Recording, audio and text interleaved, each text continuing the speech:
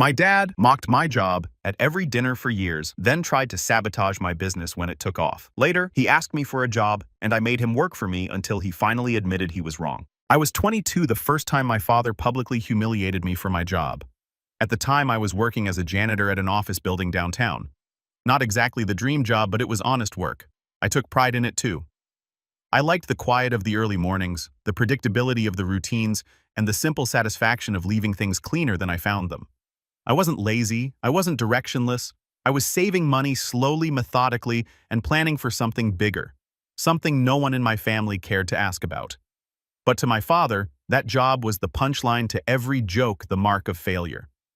My older brother Mason was already working at some financial firm by then, wearing suits and flashing his company credit card like it was a badge of honor. My sister Leah had married into money and spent her time curating a picture-perfect life on social media. They were the golden children, shiny spotless, exactly the kind of people my dad liked to toast in front of company. That Thanksgiving was the first time I realized just how invisible I was to my own family. It was the usual big extended gathering at my parents' house, turkey roasting, kids screaming, wine flowing, and adults laughing louder than necessary. I'd shown up with a homemade pie and a six-pack like I always did. And as usual, no one really acknowledged me beyond a distracted, "Hey Caleb." Dinner was loud and chaotic the way it always was, with my dad holding court at the head of the table like he was some kind of emperor. He'd always liked having an audience, and of course he loved his little speeches. Every holiday he'd raise his glass and toast to something. Family, health, the good old days. But this time he went off script. To the kids who made something of themselves, he said, grinning at Mason and Leah. To hard work that actually leads somewhere, and to never ending up cleaning toilets for a living. I remember the pause after he said it. The way everyone chuckled nervously, glanced at me, then quickly looked away. Mason smirked and clinked his glass with Dad's. Leah pretended not to hear, but her husband let out a snort and muttered something under his breath. I didn't say anything. I didn't even finish my food. I stood up quietly, left the pie on the counter, and walked out the front door. Nobody followed me. Nobody called. Not that night, not the next day. That moment stuck with me like a shard of glass buried too deep to pull out. It wasn't just what he said. It was the way he said it. Like I was a disappointment he had to laugh off to make himself feel better. Like my life, my choices, my path were just garbage to be swept under the rug. But what they didn't know, what they never bothered to ask, was that the janitor job was never supposed to be the whole story. I had been working nights while taking online business courses. I was learning everything I could about commercial real estate, maintenance, building codes, contracts, zoning laws. Every paycheck I earned from scrubbing toilets and mopping floors went into a savings account that I treated like sacred ground. I had a goal, a timeline, a vision. I wasn't going to be a janitor forever. I just didn't feel the need to broadcast it. Over the years, I showed up to fewer and fewer family gatherings. The invites started feeling more like formalities anyway. Mass texts with no warmth behind them. And I didn't mind. I was busy building something real. I bought my first small office building at 26. It was a rundown property near the industrial edge of town. Leaky pipes, outdated wiring, the whole 9 yards. But I fixed it. I managed to clean up myself. I put in new systems, got it up to code, brought in tenants, and within a year, I was already seeing a return. It wasn't glamorous, but it was mine. By the time I was 30, I owned 3 buildings and had just started my own property management company. I had a team of contractors I trusted, a lawyer on retainer, and a portfolio that was growing faster than I'd ever imagined. I still dressed simply. I didn't post about it. I wasn't trying to prove anything. But I never forgot that Thanksgiving toast. Not once. It wasn't until a couple years later that I saw him again in person. Not at a family event, not at another holiday dinner, but sitting outside my office building in the rain in a wrinkled shirt, holding a manila folder in his lap like it contained the last scraps of his dignity. At first, I didn't recognize him. He'd aged badly. His hair was thinner, his posture hunched. The man who used to fill a room with his voice now looked small. He didn't see me approach, just kept staring at the glass doors like he was unsure if he should even go in. When he finally did look up, our eyes met, and the look on his face. It said everything he knew. But before I say what he wanted, before I explain how it got to that point, you need to understand just how deep the rift in our family ran. How my father's ego, his pride, his need to humiliate and control tore through the years like a slow-burning fuse. Because that Thanksgiving toast was just the beginning. The real fallout started after that. One choice, one snub, one insult at a time, until it all came crumbling down. I didn't stop speaking to my family altogether after that Thanksgiving toast. But something in me shifted. I became quieter, more guarded. Phone calls felt more like obligations than conversations. I kept them short, polite, distant. My siblings didn't notice. My dad certainly didn't. And my mom, well, she never challenged him on anything. She had perfected the art of looking away. Over the next couple of years, the pattern only hardened. Every family gathering followed the same script. Mason would talk about his latest promotion or his new client bonuses, and Dad would nod with pride, throwing out lines like, "That's how you build a future." Or, "Now that's a man with direction." Leo would flash photos of her kids in private school uniforms, her husband chiming in with stories about ski trips and backyard renovations.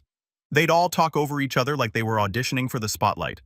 And me, I'd just sit there sipping water, answering direct questions with as few words as possible, waiting for an excuse to leave. The real breaking point didn't come all at once.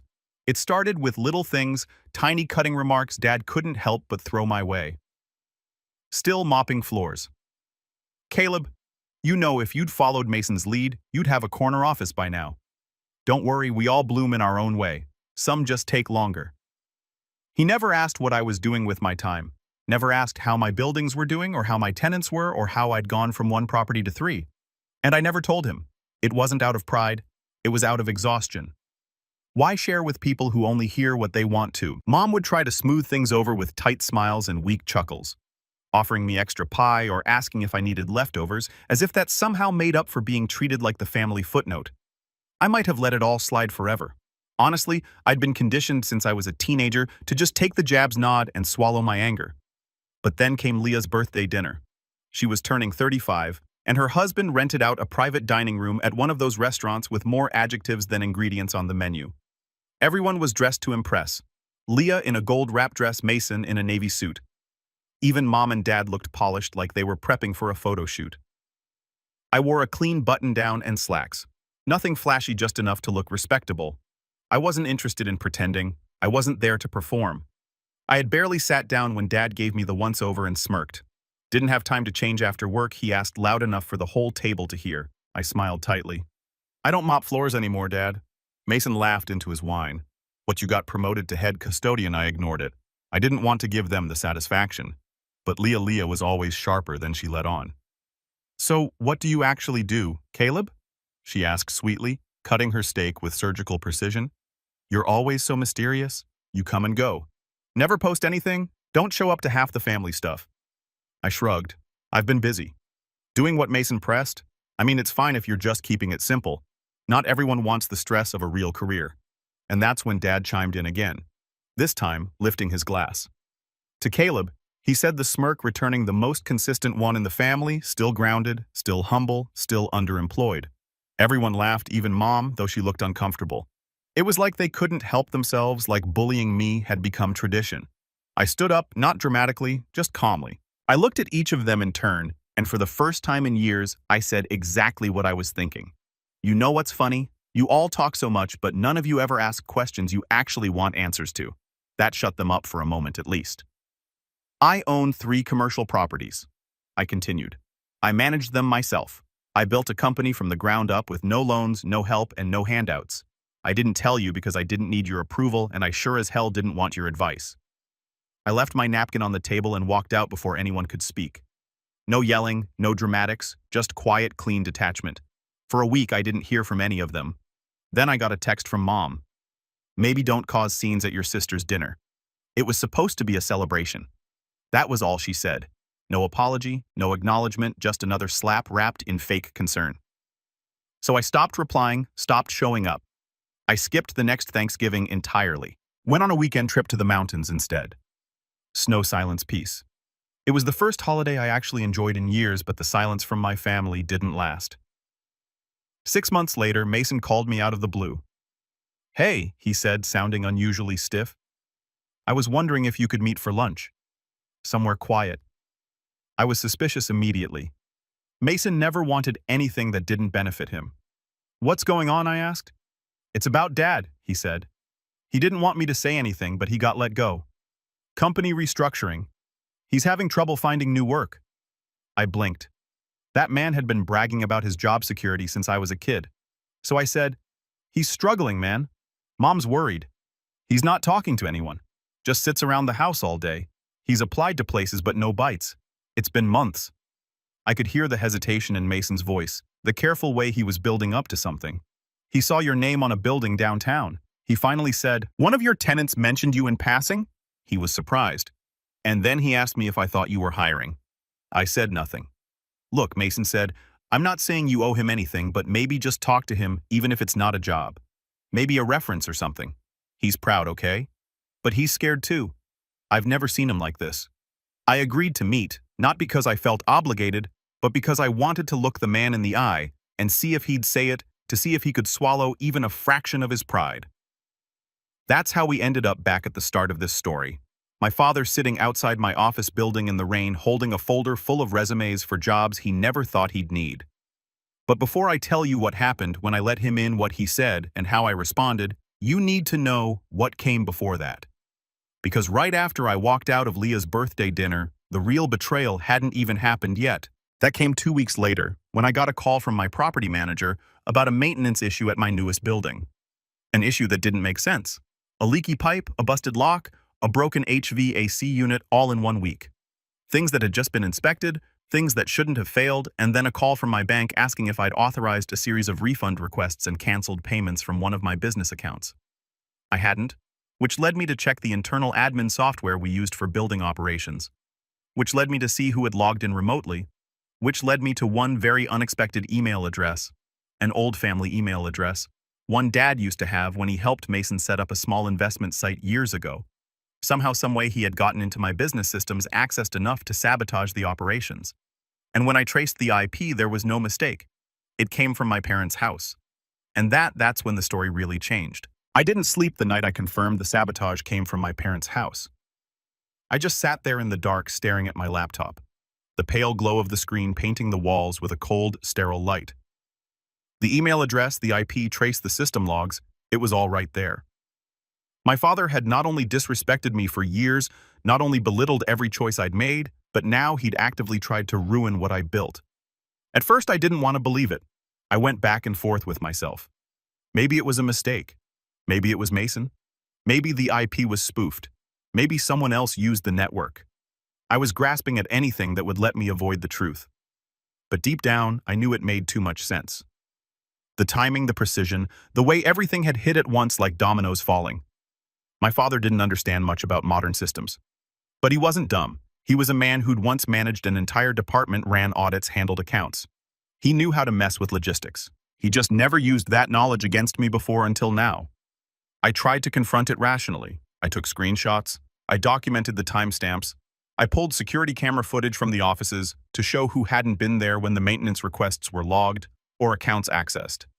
I built a quiet case not for a lawsuit, at least not yet, but for myself to confirm that I wasn't imagining things, that the betrayal was real, but even knowing the facts didn't make it hurt less.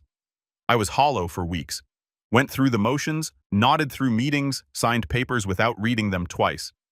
My assistant Leia noticed first. She kept asking if I was okay, offering to take things off my plate, but I just told her I was tired. She didn't press. She was good like that, knew how to give space without leaving me alone. The real blow didn't come from the sabotage itself. It came when I finally drove to my parents' house and walked in unannounced. Mom was in the kitchen frosting cupcakes like it was any other Tuesday. She blinked at me, surprised, but smiled. "Caleb, sweetie, you didn't say you were stopping by." "Want coffee?" "Where's Dad?" I asked flatly. Her smile faded. "He's in the garage." "What?" I didn't answer.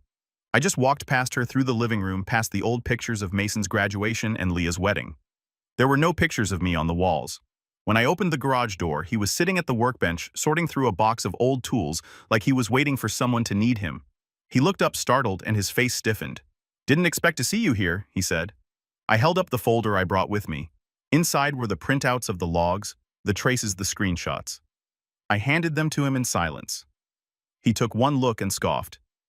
"You came all the way here for this?" he asked. I waited. He set the papers down on the bench like they bored him.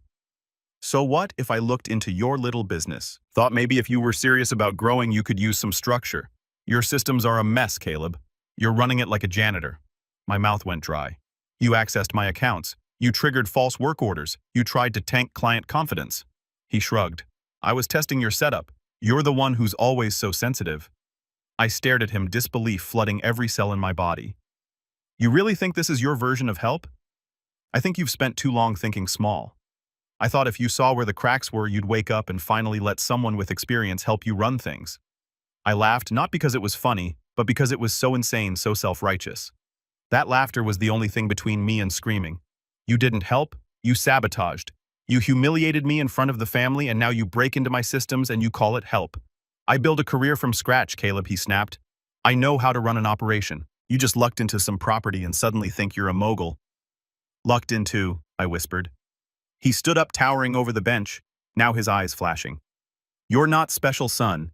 You're just bitter because your brother passed you by. You always have been. I didn't respond. I didn't argue. I just turned around, walked out of the house, got in my car, and drove away. That was the last time I spoke to my father face to face for almost 2 years. I wish I could say I bounced back quickly, that I channeled my rage into fuel and built an empire. But that's not what happened. For the first time since I was 17, I seriously considered quitting, selling the buildings, walking away, finding something quieter, smaller, something that wouldn't make me a target in my own family, something that wouldn't make me question every choice I'd ever made. But I didn't, because 2 weeks after that confrontation, one of my longest tenure tenants, a pediatric clinic, called me personally. The HVAC unit we thought had been wrecked by the sabotage I'd paid to replace it quickly. No drama, no delays, just did the job. And the clinic director wanted me to know how much she appreciated it. You're one of the best building owners we've worked with, she told me. The last guy ignored everything. You're always present. You care. And something about that stuck with me. I cared even when no one else did. Even when my family mocked me, ignored me, tried to tear me down, I cared about my work, about my tenants, about the spaces I was building and maintaining. That meant something. I poured myself into the business, not with anger, with intention. I upgraded security systems, hired an IT consultant to review every vulnerability. I rebuilt the backend with layered permissions and two-factor authentication, updated the tenant portal, and created new SOPs for maintenance teams. I cleaned house top to bottom. Then I expanded, bought a 4th property, then a 5th, opened a co-working space in an abandoned mid-rise, hired a small team of local contractors full-time, gave them benefits, holiday pay, and real respect, something most landlords never even considered. I didn't just want to grow. I wanted to build something that didn't rely on smoke and mirrors, something real. I started mentoring a few young people too, mostly folks like me who worked night shifts and saved pennies trying to figure out how to climb. I didn't broadcast it, but I made space for them, answered emails, took calls, showed them what I'd learned the hard way. And slowly, quietly, the weight started to lift. I stopped checking my family's social media, stopped comparing my milestones to Mason's vacations or Leah's curated perfect life. I unfollowed them, muted the group chats, and carved out a life that made sense to me. The buildings became more than just real estate. They became symbols of what I'd survived, what I'd outgrown, and every lease signed, every tenant retained. Every system improved.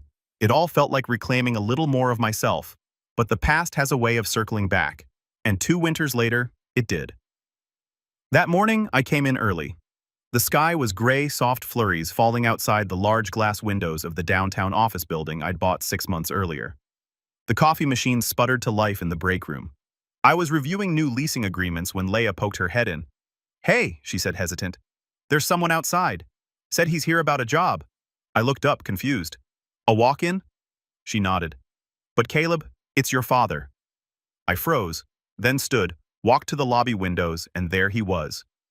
Same man, same cold smirk softened by years of wear, holding a folder, standing in the snow like he didn't have anywhere else to go. He'd returned. But this time he wasn't there to gloat.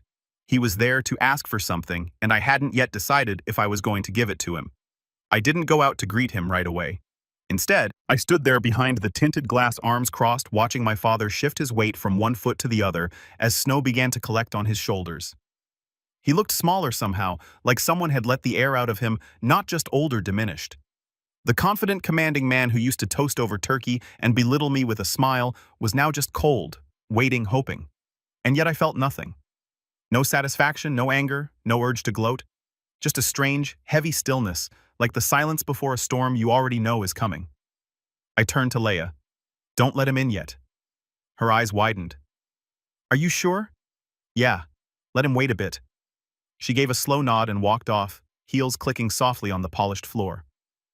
I went back to my office, closed the door, sat behind my desk, and let my mind work. I thought about everything that had led to this moment. The years of snide remarks, the public humiliation, the sabotage he tried to frame as help. And now here he was, jobless, desperate, standing outside the building I owned looking for a way back into something he had no hand in building. The irony was almost too perfect. But I wasn't interested in petty revenge, not anymore. I wanted something that would last, a message he couldn't ignore, a lesson he couldn't twist into pride. So I started planning. The first thing I did was pull up the folder I kept labeled contingencies. It was where I stored documentation of the sabotage. Everything I'd quietly gathered and filed away after our last encounter. Back then, I didn't know if I'd ever need it, but something in me couldn't let it go. And now it felt like a loaded chamber waiting for a trigger. I printed a few choice pages, IP logs, system access timestamps, not everything, just enough to remind him I hadn't forgotten. Next, I call my lawyer, Sam. He was sharp, discreet, and had been on retainer since the second building. Hey, I said, hypothetical question for you. Let's say someone with a history of hostility towards you showed up looking for work. Someone who had previously accessed your business systems without permission. Could you legally hire them and also use that contact to secure protections in case they ever tried something again? There was a pause. Hypothetically, Sam asked. Hypothetically, you could, but you'd want an airtight contract. Boundaries, NDA, limited access monitoring. Might even be worth it to create a role just for that. Nothing essential, but enough to keep them close. I nodded, even though he couldn't see me. Got it. Thanks, Sam. Caleb, he added, voice low. You sure about this? No, but I'm not planning to offer him a job. I'm planning to offer him a mirror. After the call, I reached out to Leia. Bring him in. She hesitated. Want me to sit in? No, this one's mine. I stood as the door opened, and my father stepped inside. He looked around, taking in the office. The dark wood paneling, the subtle modern furniture, the framed certificate on the wall, my LLC's registration. He lingered on it a moment longer than necessary. Then our eyes met. Caleb, he said, voice scratchy. Thanks for seeing me. I gestured to the chair across from me. Sit, he did. There was a long pause, heavy with everything unspoken. He cleared his throat. I know this is unexpected, but I figured I'd try. Things have been hard lately. I said nothing. I know I haven't always been the most supportive, but I'm looking for something stable now. Thought maybe if you had something? I let the silence stretch until it bordered on cruelty. Then I opened the folder and slid it across the desk. He looked at it, then back at me. I remember this, he said softly. So you kept it? I nodded. I keep a lot of things. He didn't open it, just rested his hands on top. I was wrong, he admitted, about a lot. I wanted to believe you were still figuring things out, that I still had time to teach you something. But I see now you built this without me. You don't need my help. No, I said calmly. I don't. He swallowed hard. But you came here anyway. He nodded. I don't have anything open that fits your background, I continued. And frankly, you're a liability. I can't risk another breach. His face tightened. But I said I can offer you something. His eyes lifted. I have a new division, property inspections. Nothing glamorous, just routine checks, plumbing, HV, AC, structural walkthroughs, fieldwork, clipboards, reports, entry-level stuff, contract only, no admin access, no systems, no keys. His face fell just slightly. Sound beneath you. He shook his head slowly. No, not anymore. I leaned forward. If I bring you on, it's with full monitoring, weekly check-ins, random reviews, any deviation from the route, any missed appointment, and you're out. He nodded again, smaller this time.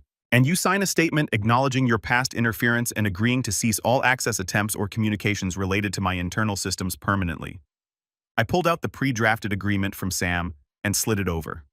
He took it, read a few lines, then looked up. You already had this ready.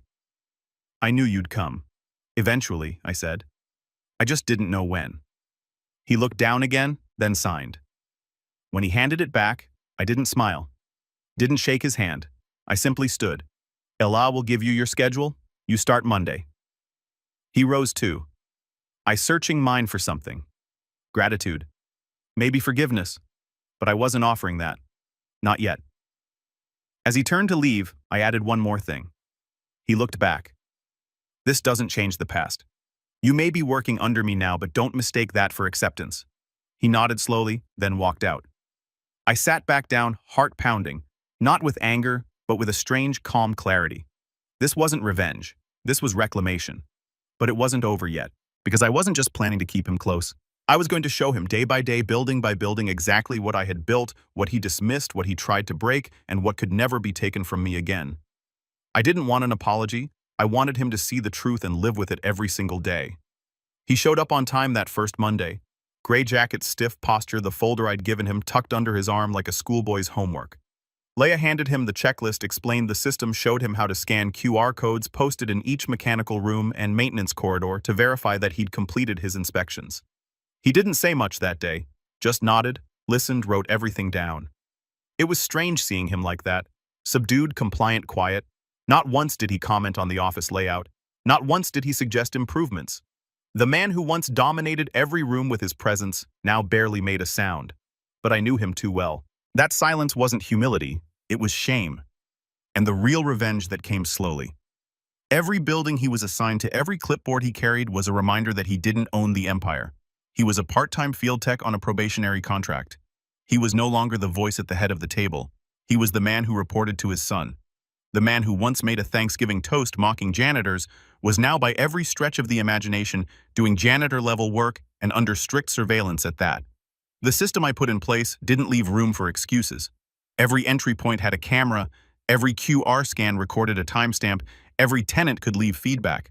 And I made sure his schedule included the very building he once drove past and mocked me for, that dump downtown, he used to call it. The one I had flipped into a co-working hub, now full of freelancers, startups, and 2 local newsrooms. A building where once a week he now had to check the boiler room, wipe dust off the ceiling grates, and log airflow reports. I never humiliated him in public. I never raised my voice. I didn't have to. I let the silence speak. I let routine be the punishment, the new normal. But the real fallout, the one that cracked his pride into pieces, came from the rest of the family. Because I didn't just stop at hiring him, I updated my will. I made a donation to the private school Leah's kids attended under my company's name. And I offered Mason's firm a property management contract for one of my satellite buildings on the outskirts of town. When the paperwork came in, he read the owner's name and called me immediately. "Wait, you own this place?" he asked. "Since last quarter," I replied. He paused. Why offer me the contract?" "Because I believe in giving people opportunities," I said with a calm he couldn't argue with. "You're trying to make a point." "No," I said, "you made the point for me years ago. I'm just letting it echo." He didn't respond after that. But over the next few months, word spread quietly, subtly. The family group chats got quieter. The holidays became more awkward. Nobody toasted anything anymore. And at the next Thanksgiving, for the first time in over a decade, I hosted dinner. Not because I missed the noise or the rituals or the empty compliments, but because I wanted to change the story. The table was long set with dark green napkins and gold-accented plates. Leia helped organize the caterer. A few of my close friends came along with their families. Mason showed up alone. His wife had a thing. Leah came late, dragging her husband and kids, eyeing the place like she was casing it for comparison. Dad arrived last. He didn't knock. He just stood outside until someone opened the door. When he walked in, I noticed something had changed. Not in his face, not in his voice, but in the way he didn't look at anything. Not the chandelier, not the art, not the velvet curtains. It was like he'd trained himself to avoid measuring, avoid reacting, avoid being seen seeing. I let the room settle before I stood at the head of the table. Everyone turned to me, and I raised my glass to old roles, I said. "The ones we outgrow." A few chuckled, some looked uncomfortable. Dad said nothing. I continued. "To new beginnings earned, not handed." Leah looked down at her plate. Mason cleared his throat. "To the people who build quietly," I added. "To the ones who were underestimated, dismissed, ignored." Now the silence was thick. "And to the ones who learned sometimes too late, who the real builders were all along." I clinked my glass gently against the one in front of me, then took a sip. Nobody said a word. After dinner, while the others made polite conversation or hovered around the dessert table, Dad stepped out onto the back patio. I followed. He didn't look at me. "I don't know what you want from me," he said quietly. "I come to work. I don't complain. I stay out of your way." "I don't want anything," I replied. "Not from you." He looked down at his hands. They were shaking slightly. I'd never seen them do that before.